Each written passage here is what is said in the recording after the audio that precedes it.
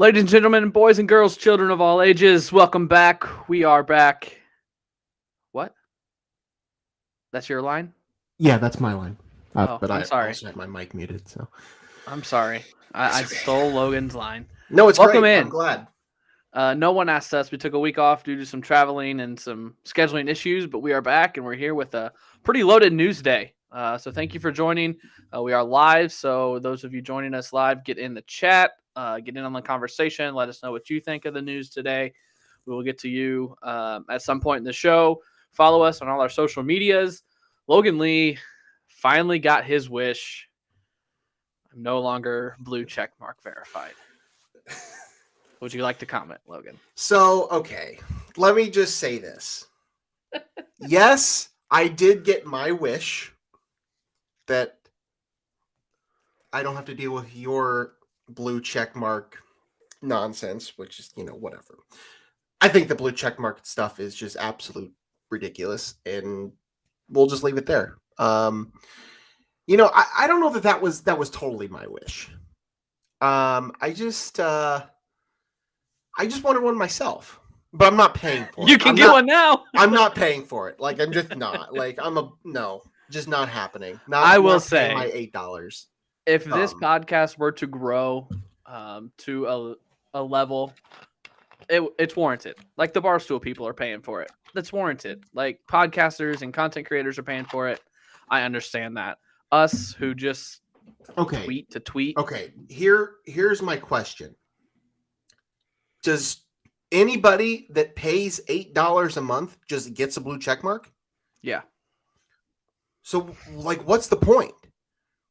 If anybody can pay for it, what's the point of it? It doesn't mean that you're any more. You get more features, and it doesn't make you any more notable. Your replies get pushed. The algorithm favors you. Okay, so literally anybody can. My whole thing against.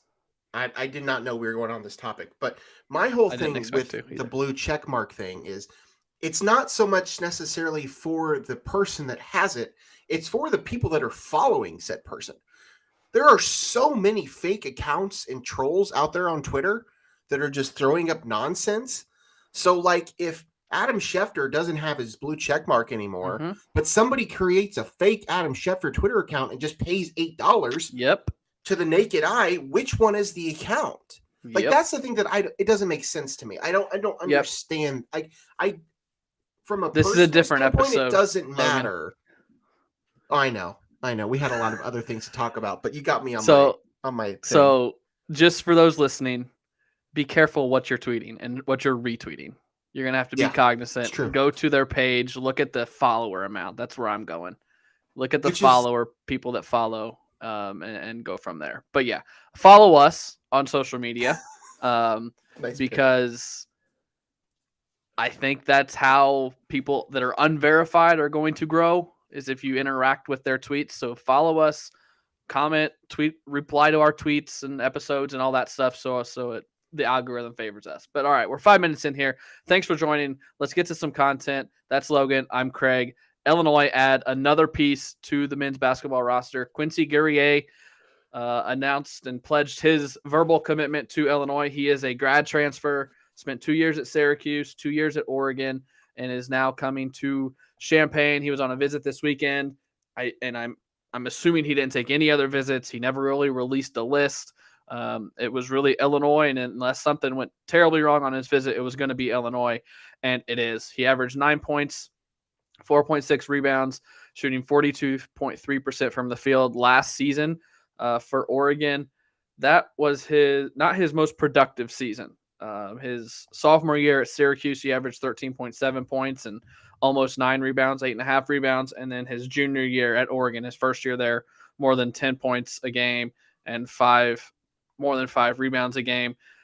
But his 3-point percentage has improved each of his 4 years of college to a 34.7% clip last year. He's a 6'8", 220-pound forward from Montreal, Canada. This is the same guy that, I don't know if you remember, they were recruiting out of Syracuse. They were a top choice for him out of Syracuse. This is the third time they've been high on yes. Yeah, they wanted him They out. were high on him out of high school too. Yep. They wanted him out of high school and he went to Syracuse. Then they wanted him out of Syracuse and he went to Oregon. So now third time's a charm. But this is the guy that there was an assistant coach opening at the time that they were recruiting. And this was during COVID.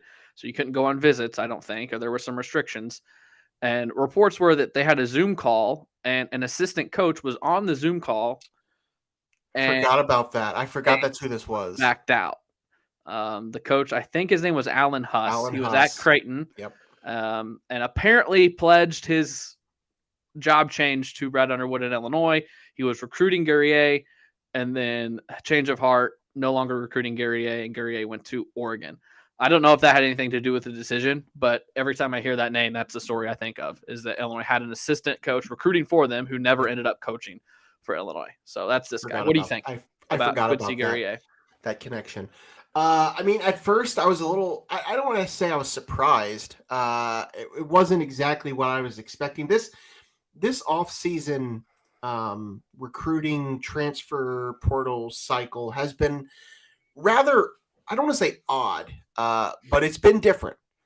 This has been a different type of off-season than what we saw, say, last year from Brad Underwood and his staff. I like the addition. I like the addition of Guerrier. I think that he can fill a couple different spots and he can play with a few different players. There's still a lot of question marks with this team.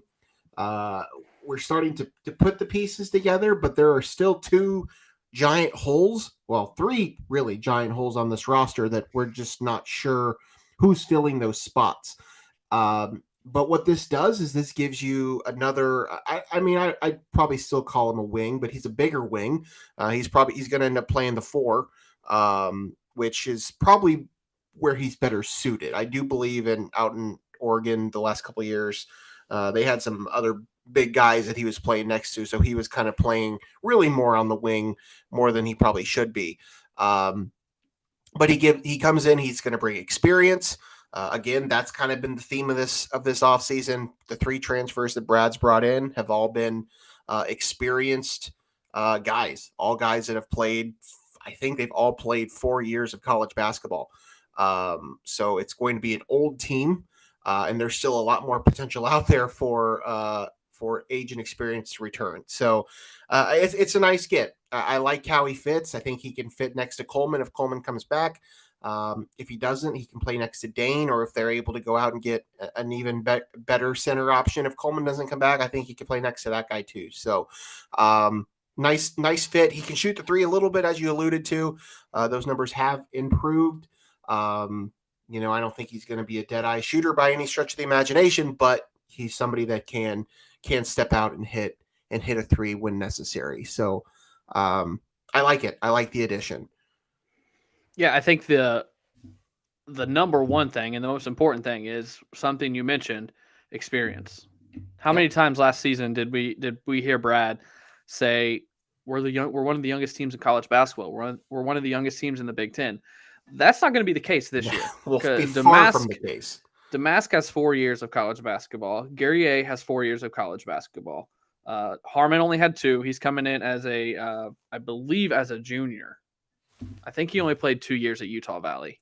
Didn't I just looked at his 2 years at JUCO? Oh, is that? Okay, ESPN doesn't have that. So that might be true. So he's got 4 years of college basketball. And then you add that with Goody, who, missed most of them last year. He played but a lot of the key pieces. Barton Community College. Okay, so this is his 5th year. So a lot of these pieces have college basketball experience, which I think Brad did not like last year that he rolled with such a young team. So that's number one. Number 2, when I saw that he was visiting and looked at some stuff, my immediate thought was, and I think I texted you this. You did. He is very similar to Terrence Shannon Jr., which makes me believe Terrence Shannon Jr.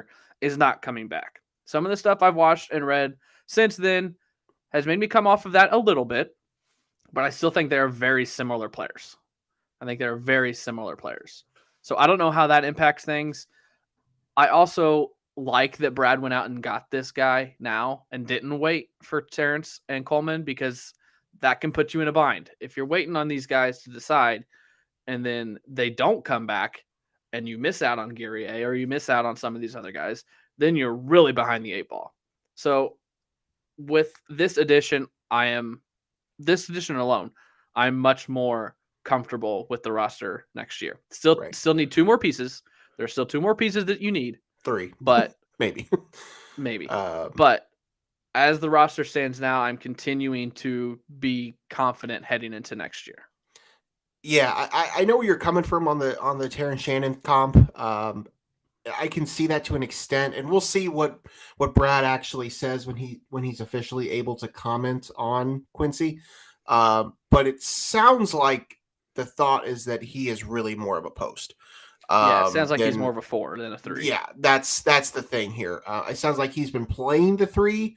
And again, we'll see how the roster continues to be constructed, who they're able to bring back, who they're able to bring in to go along with him. But from what I've read and from what I've seen and heard, it sounds like, the thought is that they want him to play the 4, whereas Terrence is very obvious a 2-3 wing, true wing.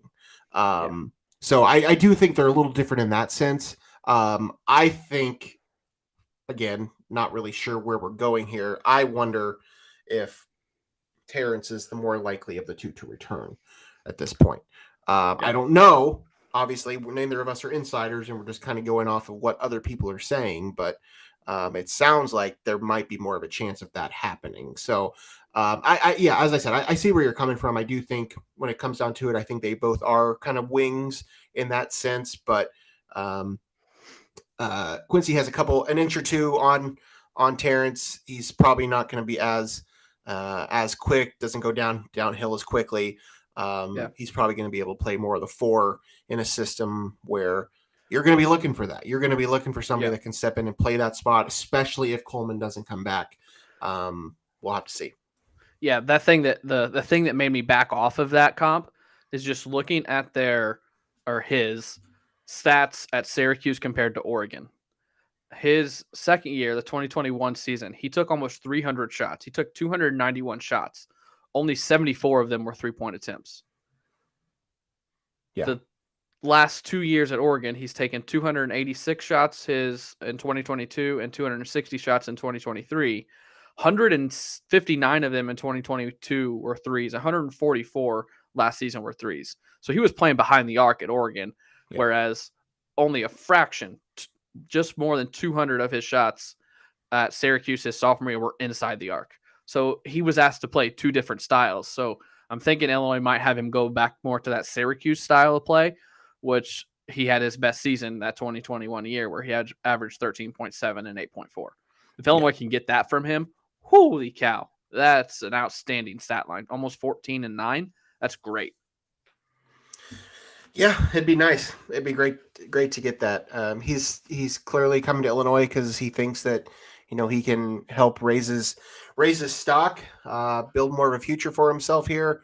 If they can get him back to those numbers, that would be ideal. I haven't gone through the numbers at Oregon, to know exactly who he was playing with, but I do know there was some size there. We just talked about the Ware kid who's transferring to Indiana.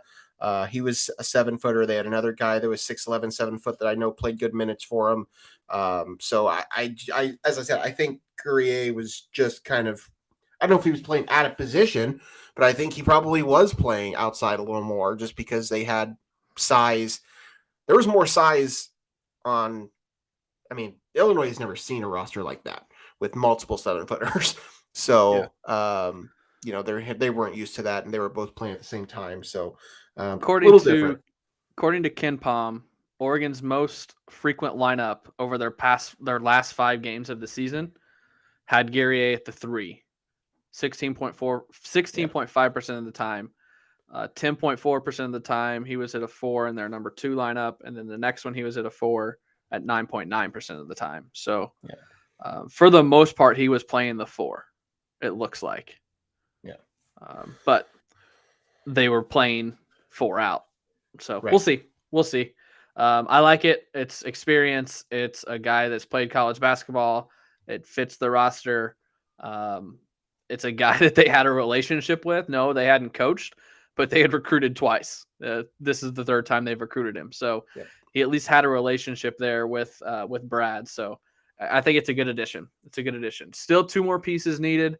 Still need the point guard. Have not heard any movement on that front, and still need a big. Still need another big. They missed out on a couple guys that committed this week. I know Caden Shedrick from Virginia, who Illinois was never really in on. He committed to Texas. And then there was a guy out of Texas Tech that I really liked. He was like a 7-footer, had a long wingspan, but he committed to Louisiana Tech. So instead of going high major to high major, I think he wanted to go somewhere where he was going to kind of get featured more and didn't want to be a backup or just another piece. But I think a backup big, or a starter, if you can find it, and a point guard are still at the top of the list. You want another big, even if Coleman comes back, or are you just that could be Coleman? That could be Coleman. Okay, I see. I get what you're saying. Yeah, because if Coleman comes back, I don't know that there's a lot of minutes for another big unless Dane leaves. Because you already have Hansberry, and I don't know how much he's going to play as a freshman, but we're in this era where if freshmen think they're entitled to more minutes than they're actually getting, then you got to figure out how to toe that line. Yeah. At this point, a conversation for a different day. But I mean, at this point, you need Coleman or Shannon to come back and a point guard. You need one of the two guys to come back and a point guard. Yes. And if Shannon doesn't come back, you got to go after. You might have to go find something else. Yeah. Because I don't know where your points are going to come from. Yeah. There's some guys on this team that can score. I mean, we know what Damask was able to do at the Valley. Yeah. We'll see how that translates. Same thing with Justin Harmon. I mean, he could score at the mid-major level, but I don't know how either of those guys are going to translate into Big Ten points. We haven't seen Luke Goody consistently to know what he's going to give you. Sincere Harris and Ty Rodgers are great players, but they're not going to give you points. So unless the point guard you bring in is going to be a bucket, you might, if Terrence doesn't come back, you might have to go out and find somebody else too. Yeah, I don't know who that's going to be. That's a good point. I mean, we're going to get another wave of the portal stuff after the draft stuff comes back, and all these guys here, I think it's like a month away. End of May. All these guys that are testing the draft waters are going to, either decide that they're going to stay in the draft or they're going to come out of the draft, and if they're going to stay at their school or they're going to transfer, and that's where the point guard's going to come from. And then obviously Illinois is waiting on their own 2 guys to make those decisions. But yeah, I think if Terrence doesn't come back, I think they almost have to go out and find somebody else. I don't know who it'll be. Maybe they don't. Maybe they run with it. But I'd be a little skeptical of that. Just I don't know where your points are coming from. So good point. Anything else Illini basketball? No. It's one of those. It's weird because I just feel like every week there's something. Last week there wasn't. It was a really quiet week last week. But 2 weeks ago we had we had 2 signings in one day or back-to-back days or whatever it was. This. So it's not necessarily going to be an every week thing, but I think every couple weeks you can probably expect some sort of news. So I like what's building here. I like what Brad's building. Still a lot of work to do, but you just got to play the waiting game. I had somebody ask me last week, what do I think's going on here? And we're in that stage where everybody is waiting on the NBA stuff, and the NBA season is still very much going on. So teams aren't necessarily all fully invested into this stuff, and there are deadlines for everything. So. I do think the point guard is probably waiting out his time with the NBA stuff, as are Terrence and Coleman, and then whoever else Brad's able to bring in is probably also waiting on those decisions. Yeah. I can't think of anything off the top of my head nationally. Hunter Dickinson has not committed anywhere. There were a couple big commits this past week, but none of them that impacted Illinois really. So I don't think there's much other else to talk about on the basketball front. RJ Melendez. RJ Melendez did commit to Georgia. Yeah. High major to high major there. Brandon Lieb to Illinois State. Yeah. The other 2 walk-ons I haven't seen anything on. Servin and Warden. So yeah, that's where the former Illini are going. Spring football game happened, or was supposed to happen Thursday, got postponed or whatever. Turned into a spring practice. I'm going to be completely honest. I haven't read any spring football content, recruiting, nothing. Only thing I know is that Illinois is offered and is recruiting a kid from Pinckneyville to play football, which is just the most mind-blowing of mind-blowing things I've ever heard. Because Pinckneyville, I think, in our school's history, has won like 3 football games total. I thought you were going to drop a real stat there, but okay. No. Can you dribble a football? Pinckneyville has never won a playoff football game. Only made the playoffs 3 times in our school's history. So the fact that Illinois is recruiting a Pinckneyville football player is just awesome. It's so cool.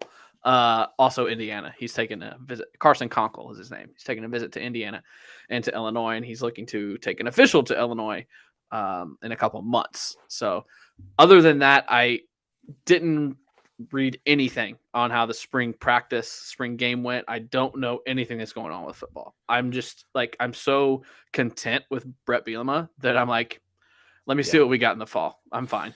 I don't need to get into the weeds during the spring for football stuff. Yeah. I'll dive in August when things get close to the season. And I mean, you kind of already know most things. I mean, yes, there are some position battles that you're going to be looking at, but you already know who the quarterback's going to be. You know who the primary running backs are going to be. Pretty much know who the receivers are. You know, there's some holes you got to fill, but some of your best players on defense came back. So not a ton to be focused on there. Obviously, neither of us live in Champaign, so neither of us were able to go to the scrimmage on Friday night. So yeah, not a lot to talk about there, but we'll talk about Illinois football plenty once we get to summertime and early fall. Yeah, I did see Michigan had a player transfer, AJ Henning, who's from Chicago. Yep. And I immediately got a text from somebody that I know in DIA that feeds me some stuff. And they were like, don't ask me. Before you ask, don't ask me because I have no clue. And I told him what I just told you. Yeah. I was like, football is the least thing on my mind right now. Like, if he comes to Illinois, awesome. Like, I'm not going to dig to see what's going on or if there's any inroads. Like, if he comes to Illinois, great. But he's a slot guy. So he's not, because Isaiah Williams is there and they really like their freshman. I forgot his name, but he's not coming to Illinois. But what I do want to talk about Illinois is the best Illinois golf weekend ever. And that's saying something because that men's program is a wagon. Yep. And this weekend, they were topped by the women. Yeah. Illinois women's golf won their first Big Ten conference title ever. And Crystal Wang broke the individual scoring record in the Big Ten women's golf championship. That's incredible. Yeah. Golf school. Incredible. Fantastic. Yeah, that's awesome. So men's golf has won like 12 of the last 13 or something crazy like that. Those numbers aren't right, I don't think, but it's something similar to that number. So I've always thought this, and it goes both ways because men's basketball turned it around and got some upgrades to Ubben and upgrades to everything, and people start supporting the men's program, and then the women's success comes because to help off of the men's success. And I was always wondered when that would happen. And right before I left WCIA, I was like 2018 or 19, women's golf had a really good year. And I was like, they've got something cooking here. And Renee Salone did a great job of building it up. And I was so happy to see that because Salone is a coach that played at Illinois as well. She was a very good women's golfer at Illinois, so it means a lot to her. So to see them put a trophy up next to all the men is just awesome. Yeah. It's so cool. It's awesome. It's great. They're building a real power there. Illinois is doing a lot of things in different departments athletically, which is nice to see. And to do it at Illinois, north of the whatever that Mason-Dixon line or whatever that line is, North schools don't do well in golf because Illinois the men hosted their first tournament in a long time this weekend at Atkins. So that added to the awesome golf which weekend. Is cool. It's awesome. Yeah. It's they're one of the best programs in the country, and they weren't able to host their own tournament because there weren't any courses in Champaign collegiate level. And now they bought Stone Creek and renamed it and redid it and made it a collegiate level golf course. So they hosted, it was like 45 degrees and windy while the SEC championship's down in South Carolina and the kids are wearing shorts and it's sunny. And Illinois just goes out there and they don't care if it's 40 degrees and windy. They're just going to dominate the golf tournament. And it's just such a testament to those coaches to be able to do it in a northern school, to pull off the golf. Also, Illinois golf. Friend of the pod. Nick Hardy, friend of the pod. Nick Hardy, one of our only how many athletes have we interviewed? That might be the only one. I think so. Yeah, we had him on. I think I had him on in like November, right when the season ended. I had him on and talked to him for about 20 minutes. Won his first PGA Tour event. It was the Zurich Open or Zurich Classic. It's a 2-man, so instead of playing by yourself all 4 rounds, you're paired with someone of your choosing. And there's a scramble, I think, and a best ball and all that, and combine the scores. He won. So first PGA Tour event for Nick Hardy, a win for Nick Hardy. Just wasn't sure when it would come. I knew it would likely come at some point, but it was cool that it happened this weekend when everything else Illinois golf was just coming up roses. So quite a weekend. Quite a weekend for Illinois golf. Anything else you want to add to that? No. That's exciting. Logan's not a golf. He doesn't even know what like a birdie is, I don't think. Is that in putt-putt? NFL draft is coming up, so before we switch to the other NFL news, we'll talk about the Illini. Devin Witherspoon's going to go in the top 10. Yep. When was the last Illinois top 10 pick? Are you asking me? Is this like a trivia question? I'm asking you. I don't know the answer, but I think I do know the answer. Whitney? No, he was not top 10. Who would it have been then? I don't know. I think I think we got to go a long way back.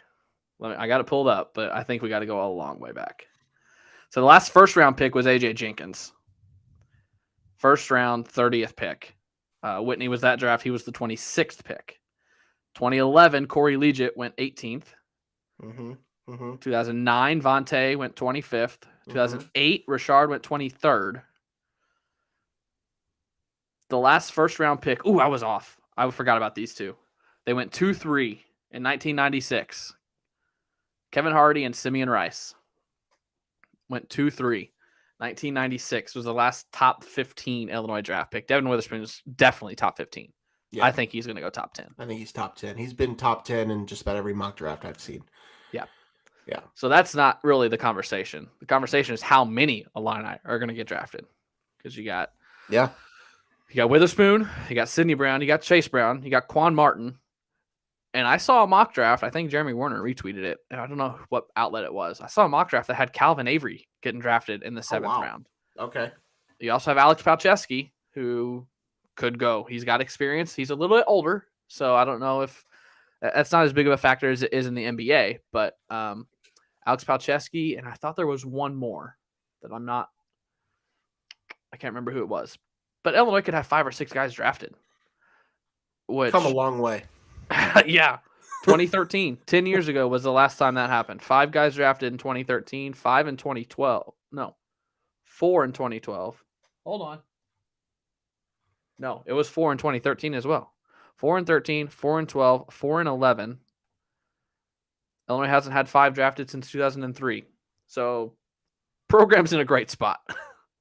Just going to put that out there. Yeah, I think they're doing all right. Brett's brought in a lot of talent, and they've developed a lot of guys. And I don't even think it's the brought in. I think it's the development. It's the development. Yeah, it's totally. Kirby Joseph last year, was he third? I think he was a 3rd round pick. He tweeted just yesterday or the day before, he tweeted his name, 3 stars. Sidney Brown, 3 stars, like 1,500th player ranked in the country. Quan Martin, 3 stars. Devin Witherspoon, 2 stars. Like, it's the coaching. It's totally the coaching. And it's going to be interesting to see if that was Ryan Walters or if Aaron Henry can continue that. See how much a part of that Ryan Walters was is what I'm intrigued by. I'm with you there. We'll see. I tend to think that it's a combination of a few different things. Collective. It's a collective, but I'm sure Walters was heavily involved in that, and I'm sure that a lot of that is due to him, and he deserves the credit for that. So hopefully it'll translate and transition fine to the to the new regime. But I the Walters thing, it made sense for him to leave. I'm glad that he was able to do that, but I think that they'll be fine. I really do, and I think they've developed plenty of guys that I think it'll work. That's all I'm getting at. Other NFL news before we talk about the draft. Do the Bears now own the NFC Central? Because Aaron Rodgers no longer resides in that division. Aaron Rodgers officially traded to the New York Jets in what is the least kept secret of all sports time. He said he would only play in the NFL this year if it was for the Jets. So that deal kind of had to be made at some point. Yeah. There's some pick swapping, like they're just swapping first round picks this year. I think the Packers get a conditional second that turns into a first if he plays 65% of the plays this season, and then a couple thirds and fifths and all that good stuff. But I didn't look at it and being like, oh, this person won this trade or whatever.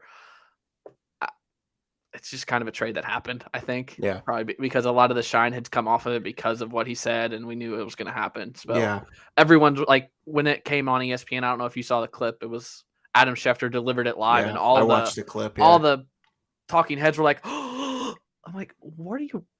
We knew this was going to happen. So it's whatever to me. I don't know if you feel the same. It is. I mean, we've kind of been expecting it for a while. I mean, it's hard to not look at the compensation package here and not think the Jets won this trade. But I don't think it really comes down to that. I really don't think it matters. He wasn't going to play for the Packers anymore. They just needed to get rid of him. They don't have to worry about him anymore. They can move on. And Bears fans can rejoice because he is no longer in the division. He's been tormenting Bears fans for over a decade. I don't know who the best team in the division will be. I mean, probably the Vikings, but it could be the Lions. But yeah, it was expected. This was discussed. I thought this was official like a month ago. Word got out that it was official and everybody was talking about it, and then it just like didn't happen. And then he went on McAfee's show and said pretty much said it's a done deal, but it's not a done deal. And so we've just all been sitting here waiting. Obviously, it made sense to happen right before the draft. But normally he goes on McAfee on Tuesday, so I wonder if he'll go on tomorrow. He might. Interesting. Probably. Yeah, it's whatever. I mean, are you a Bears fan? I don't know if you really consider yourself a Bears fan. I'm kind of a Bears fan by association. You have like a lot of people. Stop it. I'm a Cowboys fan, but stop it. I'm marrying into a Bears family and a lot of friends, so association, I guess. But they're all excited, so I'm sure most people listening are excited as well. As for the draft, I think we're gonna have like 4 quarterbacks picked in the top 10, probably, and maybe I think 3 of them are legit. I don't buy the Levis hype. He's the favorite to go number 2 now, and I just don't see it. But we'll see. I love the draft. I don't really do much research on it. Like, I don't know who these defensive linemen are or whatever. But I just love draft night of any sport. Like, I watch the baseball draft, and I don't know who any of those guys are. So it's always fun. It's good TV, especially when you got an Illini that's going to go in the top 10. So it's going to be awesome. And speaking, go ahead. No, go ahead. No, go ahead. Speaking of the NFL draft, that is our top 5 today. It is. Clever little topic I came up with. Proud of you. The top 5 teams you would not want to be drafted by. If you were Eli Manning and you were the number 1 overall pick and the San Diego Chargers had that pick, you would rather not play football than play for this team, San Diego Chargers. So who would you not want to be drafted by? Logan said he wasn't sure if he could come up with 10. I said it doesn't have to be true. You can make something up to rile up some. You don't want to tell the people that. That's supposed to be behind the scenes. All of mine are true. So Okay. I host, so you can go first. What's the number one team? I have a clear head and shoulders number one. I don't know if you do. What's the number one team you would not want to play for? I have a few be drafted by. I have a few different qualities, things I'm looking for here. In terms of how the organization is run, in terms of where they're at geography wise, weather's going to play a factor for me. You know me, uniforms play a factor for me. Uniforms play a factor for you. But for me, just an organization that I know they might be solving some things now, but for the time being, I would want nothing to do with the Washington Commanders. Oh, okay. That is a team in turmoil. That's a division that's usually pretty tough. Again, new ownership will eventually maybe change some things there, but that was pretty easy for me. I don't know. That's probably not your head and shoulders number one, and there's probably a better reason for that. But that was the one that spoke to me. So I will take the Washington Commanders. They are on my list. They were a top 5 on my list. There's a little bit of history there, though, that I think if they were to figure things out, that a lot of this past 10 years would kind of go away. Obviously, not the owner that has owned them for this whatever. They were on my list, but no, mine. I honestly cannot think of one positive thing from location, from color scheme, from nickname, from history. Name one good thing about the Cleveland Browns. I think it's impossible. I really think it's impossible. I think they might be the worst franchise in sports. That's Orange fair. and brown look awful together. It's in Cleveland. It's cold. Nothing, no history. Why would anyone choose to play in Cleveland? Yeah, they were high on my list. And all your reasons are fair. I get that. They have not been very well ran. They have not won anything. Their jerseys are ugly. The brown, it is. I get that. That is probably the right number one overall pick. I will give you that. I'm with you. I'm with you there. Okay. I'm not sure where I want to go right now. I did rank these out 1 through 10, but I'm not loving my second pick just because I want to be a little different. Oh, I got a hot take for number 2. So if we're going right now, I'm going to go Houston Texans. Okay. Just another team that is they're just a mess. It's a mess of an operation, top to bottom. I'm waiting to see if someone in the chat is still watching, and if he has, I'm sure. Go ahead. I know. I'm sure they'll figure it out at some point, but that was just, to me, that just makes sense. That's just not a team I'd want to play for right now. Give it a couple years, it might be different, but at this exact moment, the Texans. I did not have the Texans on my list just because it's Houston. It's a big market. They have, as it's me, I love uniforms. They have a good uniform set, a good stadium. So I didn't have them on my list. I'm going back and forth between 2 here, and one is probably going to be very hot take-ish. So I think I'm going to go there, and it's only really based off of 2 things. It's based off of stadium and location. There are probably 500 places in the United States I would rather live than Buffalo. They were on my list too. The uniforms are plain. It's cold year round. The stadium is a dump. I know they're getting a new one, so that would probably update this a little bit. But as of now, they play in the worst stadium. The only thing going for them is that fan base. Bills Mafia is crazy, and I'm sure it's a fun place to play. But I would not want to be drafted by the Buffalo Bills. Yeah. I'm going to go in a similar direction as you. Another one that might stir up some controversy. A team that is full of history. But regardless of whether or not I am a fan or I am not a fan of their biggest rival, I've still always hated the Green Bay Packers. They're on my list too. Now they do not have their Hall of Fame, first ballot Hall of Fame franchise quarterback anymore. I made this list before the news dropped. But yeah, I would want nothing about playing in Green Bay. And I don't blame Aaron Rodgers. It is the smallest market in professional sports. You can't even really call it Milwaukee. It's so far away from Milwaukee. It's similar to Buffalo. It's just cold and it snows just way too much. I get there's a lot of history there. I'm sure Lambeau is a great place to play. I'm sure that I know the fan base is lovely. But as I said, even though I'm not really a Bears fan, I've always despised the Green Bay Packers. So I will take the Packers for my third pick. Yep, on my list as well. Number 4, actually. So they should have been. I should have picked them before. But another place I just wouldn't want to live.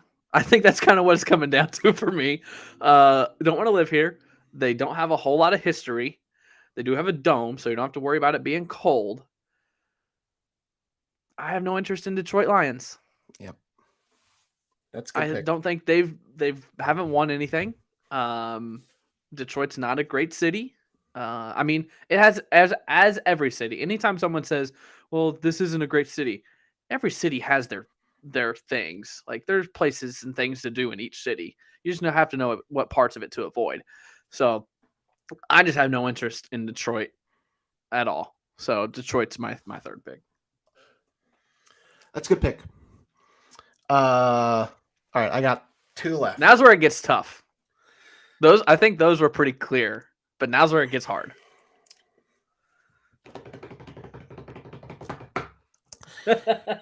This team, for my entire lifetime, has been really bad. They play in a big market, but it's just not a team that I would really have much interest in playing for. Caveat being that they did just acquire one of the greatest football players of our generation. So they might be good this year, but I'll take the Jets. Okay. Sure, New York is a big market, but they'll always be the Jets. And to me, they are there with the Browns in our lifetime as one of the worst football teams, franchises. They had a decent run there with Rex Ryan. They made a couple AFC championships. They were fine. But, I'm going to go with the Jets. I thought about it, despite but I avoided the New York teams. That's fair. I get it. Yeah. All right. Yeah, got 2 left. This is where it gets tough. It does. I don't love my options. I'm going hot take again here. And it's not because I don't like them. It's another place I don't think I would want to live.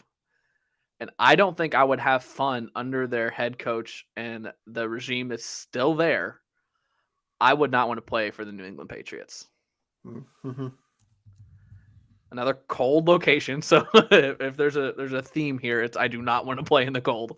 We're in a similar boat. I have no interest in the New England. I know they're the most successful. He's the best NFL coach of all time, probably Bill Belichick.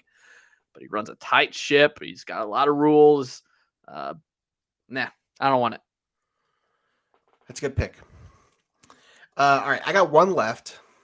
I have 2 that I'm kind of debating between. 3 kind of that I'm kind of debating between. One of them, again, if we're doing this exercise based off of today, in this season alone, I think there is another team here that is in absolute shambles at the moment. Most of their best players don't even want to be there. And they have retired or they have asked to leave or everything else. They have a diva of a quarterback, and I'm not sure I'd want to play with him. I will take the Arizona Cardinals. Yep. I mean, there's enough talent there, but it hasn't worked, and it's a mess. And it's a great market. They have a dome. It's warm weather, all that stuff. they were high on my list. I kind of avoided them just because I wasn't sure if I really wanted to take them. Yeah. But as of today, yeah, that franchise is a mess. Yep. So if we're only reason I didn't have them on my list was I love Phoenix. So that's fair. Yeah, that's fair. Okay. Who's your last pick? I'm toying between two, really. I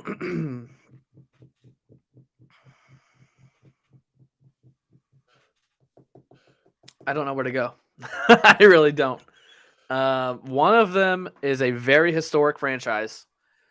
One of them is in one of the biggest markets in the United States. The other is a franchise that has gone to a Super Bowl fairly recently, but other than that, has done nothing. But they're in a warm climate. The one I'm not going with is the Bears. That was the big market one that I'm toying with. I'll go with the Carolina Panthers. Okay. Not really much to sell with the Carolina Panthers franchise. They had the one run with Cam Newton, had a good 4 or 5 years with Cam. Other than that, nah. I have never been to Charlotte, but I think I would love it.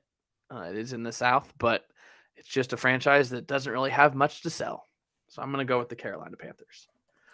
Yep. So Logan's list goes Commanders, Texans, Packers, Jets, Cardinals. My list goes Browns, Bills, Lions, Patriots, Panthers. I got a couple hot takes in there. Yeah, I kind of figured we would. I mean, there's only, however many teams we could choose from. So we're not doing a full draft here, but if you could get drafted by any franchise, what franchise would you want to get drafted by? Let's put you on the spot. We did not prep for this. We didn't prep for this. I might want to be out in like LA. Would probably be up there for me. I mean, the Cowboys as a franchise is just, that's America's team. Mm-hmm. That'd be one up there for me. I mean, you took them with your last pick. I wouldn't mind the Panthers. Just in terms of as a location, I've not spent a ton of time in Charlotte. Yeah. I had a not so great experience there in January, but had nothing to do with the city itself. That one hotel wasn't particularly great, but yeah, I'd probably go like LA, Dallas, something like that. How about you? It would not be LA. F the Rams. I almost put the Rams on my list. You should have put the Rams on your list. I'm going Midwest. Well, kind of southern Midwest, I guess. With what they have coming and their color scheme, I love their coach. Tennessee Titans. I thought about that. Yeah. They're going to have probably the best stadium in all of football in Nashville, which is one of my top 3 favorite cities in the country. I think it'd be Tennessee Titans. So I think it's very telling that neither of us picked the Jacksonville Jaguars. On my list. Who have been an abysmal franchise. They just happen to play in a warm weather state, which is why neither of us took them. And they have a pretty good young quarterback. The other one that I toyed with taking is the Saints. I've never been to New Orleans. Yeah. I don't think I'm a New Orleans guy, and I don't think that I would want to live there. I would probably agree with that. I'm sure it would be fine for me to visit. I'm sure I'd have a great time. I just don't think it's my vibe. Yeah. And it's just kind of far from everything. So they were probably next on my list. But I did have the Jags and I did have the Bears kind of hanging around there. Another one we took all or have named 9 of the 10 on my list. My other one was Baltimore. The Ravens. Yeah, that's fair. Yeah. That's fair. All right. Love that. Love that top 5 for us. We'll have something that for you. Different next week. Baseball real quick. Cubs looking pretty good. Cardinals not so much. Yeah. Have you been able to watch? Are you able to watch Cubs games? Did you get marketing figured out? I am. It's not the most convenient thing, but at least I have the ability to. I know some people like Nico can't. I thankfully can, but it's a very annoying way that I have to do it. So I have tuned in a little bit. I watched, quite a bit actually this weekend of the series with the Dodgers.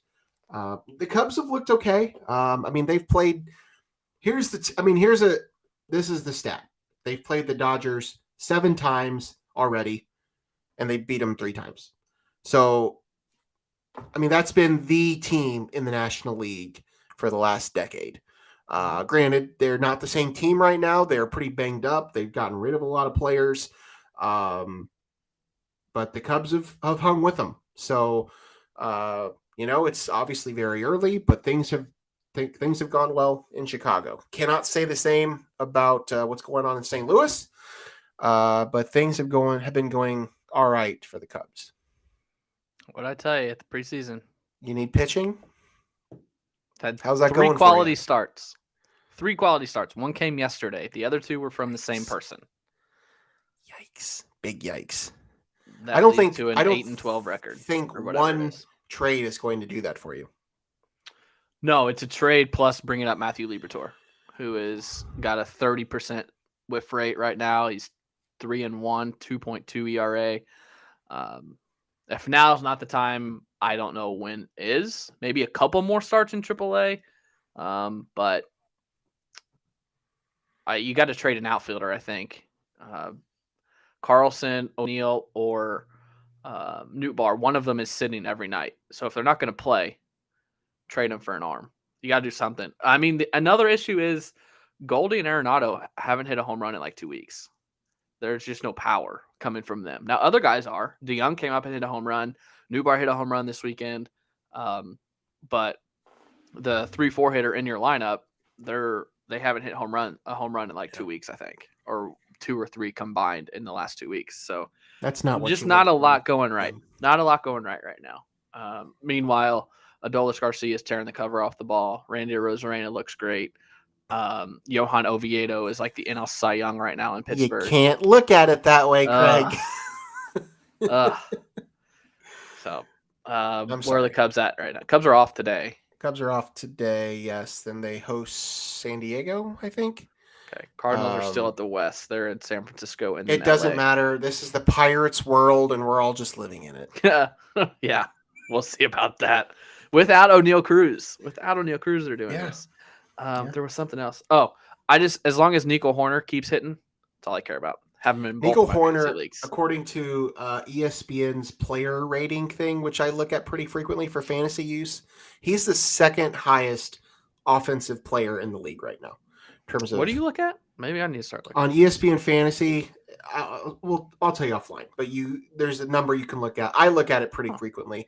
But he's the 2nd highest offensive player in all of baseball. Nico Horner. Player rater. Oh, found it. Okay. Yeah. And then just quickly, NBA are in the midst of the playoffs. Correct. I've watched more of it than I watched regular season already. I think I probably watched 2 regular season games all year just because the Bulls are never nationally televised and I'm outside their market, so I don't get the Bulls. But I've watched quite a bit. I had 2 screens going, one with the baseball game, one with the basketball game. It's been pretty fun. The Kings-Warriors series has been electric. The Knicks Cavs series has been pretty good. It's fun to see the Knicks good again and the Garden rocking. The Lakers and Memphis with the whole Dylan Brooks thing has been entertaining. The only really 2 kind of series that haven't been much are the Sixers who swept the Nets and the Nuggets and Timberwolves. I know the Timberwolves won Game 4 to avoid a sweep last night, but they're not going to come back and win the series, so that one's over. Everyone else has been pretty good. The Celtics have kind of ran through the Hawks a little bit, but it's been fun so far. And the next round matchups, if they fall right, could be electric. There's some good matchups there. No, injuries have been the issue, have been the story in the first round. Yeah. There's Giannis, I think I saw Giannis is back tonight, but he's missed time. De'Aaron Fox is now out for maybe the rest of, I think they said the rest of the season, rest of the playoffs. At least game 5, yeah. Broke a finger. Who else? There's a whole, Kawhi, who knows if Kawhi is going to play or not going to play. Yeah. It's just a laundry list of injuries already in the first round of the playoffs, which and that's kind of a thing and dirty plays and ejections. That's just kind of a thing that NBA has always had to deal with, but I feel like it's even more prevalent. And I don't know what that is. Maybe I'm wrong. I'm certainly not an NBA historian, so somebody else can tell me if I'm wrong on that. But it just feels like it's more marquee players that are missing time regularly, and I don't really know what you do about that. But yeah, it's been fun. I've watched a little bit here and there. But yeah, those second round matchups, if they all play out like they're looking like they will, are going to be pretty great. Yeah, you could have Jokic versus Durant, Curry versus LeBron, and then I don't know the East as well. Can't think of the East. It'll be either Milwaukee or Miami against New York, assuming they go. Philadelphia against probably Boston. That's good. That's good. Yeah. So Bulls didn't make it, of course. No. Anything else? I believe that's it. You watch anything? Ted Lasso's been outstanding. Ted Lasso's great. Last week's episode, wonderful. I will say Ted Lasso. Last week's episode, 45 of the 50 minutes. I don't know how long it was, but it was long. 90% of it, I was like, this is. I'm not interested in this at all. And the last 10 minutes, they just went to like the purpose of the episode and it wrapped it all together. And I was like, holy cow, this is awesome. Yeah, it was a weird episode. I don't know if it's as strong of a season as the first couple of them. It's been a different direction. And I kind of know what they're setting up here, but we've hardly seen Nate at all. Yeah. Which I'm sure they're setting that up for something at the end. I mean, I kind of have an idea what they're going for. But we've hardly seen him. He was, I don't know if he was, like was he even in the most recent episode? Did he like make a brief cameo at one point? Yeah. He was dressed as the waiter. Yeah. Ted saw him as like a vision or whatever. Yeah. So like he's hardly been in it at all. And it's kind of been a weird season. But it's been good. I thoroughly enjoyed it. Succession's been great. Those are really the only two shows I've been keeping up with. I think it's to the point with Succession that I haven't watched a single episode, that it's to the point where I'm just going to wait till it's over and binge it all. Yeah. Like, why jump in now? No, don't jump in now. I mean, start from the beginning even now. Like, why even start from the beginning now? Just wait till it's done, just watch the whole thing. Yeah. It's a great show. I don't even know what it's about. It is loosely based on the Murdoch family. Oh. Yeah. I mean, that's really what they're going off of. Yeah. Yes, Fox. Is that Fox? Yes. Yeah, so they had some news today. Holy cow. Yes. Well, they've been in the news. Yes, all the Dominion stuff. Succession is thought to be loosely based on that family. Huh. Okay, that gets me a little interested. The family politics and the family dynamics of the business and all that stuff. So it's good. I mean, it's excellent television. It's not like it's not full of the most action or anything like that. I mean, it's just a family drama. Yeah. But it's good. It's wonderful. So I've not gotten to any movies this week. So I think that's it. All right. If you got nothing else, we're going to shut it down. Look at us. An hour. How about that? How about that? I love it. Thanks for listening. Thanks for watching. Like and subscribe to the video or rate and review wherever you're listening to us. Really trying to grow these numbers. We're still almost 500. We haven't really gained many subscribers since the season ended, the basketball season. So if you haven't subscribed, hit the subscribe button. Help us out. We will wait for the next news drop probably before we do an episode. And if nothing else pops off, so we're not really sure when that's going to be. Maybe next week. It might not be for a while because who knows what's going to happen with the portal. But we'll be here if anything happens. Thanks for listening. For Logan, I'm Craig. See you next time.